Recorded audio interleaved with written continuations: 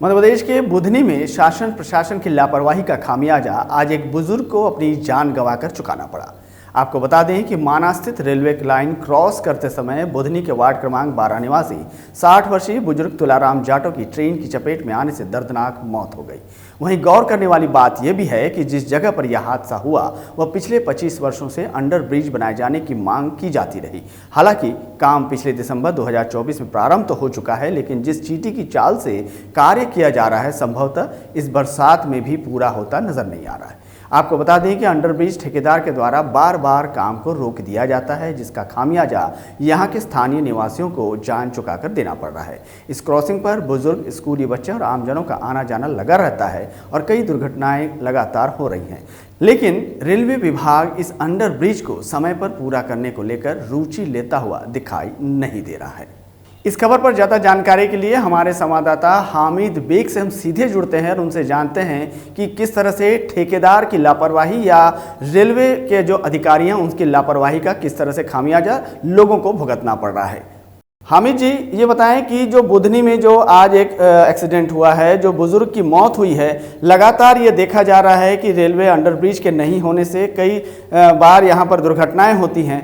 ठेकेदार की लापरवाही है या रेलवे के अधिकारियों की लापरवाही है, पूरी विस्तार से एक जानकारी देंगे। भट्टाचार्य जी, मैं आपको बता दूं इस बारे में कि रेलवे की लापरवाही तो है ही, लेकिन यहाँ पर जनप्रतिनिधि जो है, यहाँ के पूर्व मुख्यमंत्री जिन्होंने आज से 1.5 साल पहले शिवराज सिंह चौहान ने इसका वर्चुअल भूमि पूजन किया था।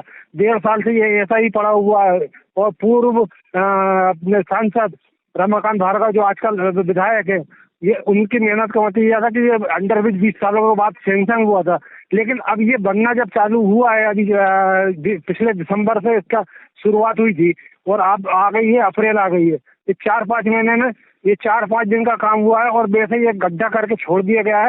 ये आने वाली बरसात के अंदर यहाँ पर लोग भी गिरेंगे इसके अंदर और जानवर भी गिरेंगे। और ये जो घटनाएं हो रही हैं, ये पुनरावृत्ति इसकी के लिए ये अंडरब्रिज बनवाया जा रहा था। अंडरब्रिज बन जाता तो माना के लोगों को सुविधा मिल जाती। वो व्यक्ति जो सवेरे दुर्घटना का शिकार हुआ है, वो सवेरे उठ के दूध लेने के लिए बुधनी की तरफ जा रहा था, क्योंकि माना और बुधनी 2 भागों में बटी हुई है। आज ज्यादा क्योंकि यहाँ पर पूरी सुविधाएं हैं। बुधनी के अंदर हॉस्पिटल है, तहसील है, एसडीएम कार्यालय है, स्कूल है, थाना है, सारी चीजें इसी तरफ है। मार्केट भी पूरा इसी तरफ है। तो लोगों को छोटी छोटी रोजमर्रा की चीजों के लिए लाइन पार करके आना पड़ता है और बच्चों स्कूल के लिए भी बच्चों को आना पड़ता है।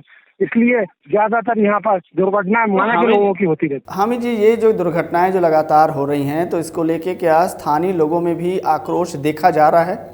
जी, माना के लोग बहुत शांति प्रिय हैं बेचारे। बड़े उस तरीके से कई बार उनने बस विधायक जी से या सांसद जी से बस निवेदन करते हैं, लेकिन इस तरीका का कोई रोष प्रदर्शन नहीं करते।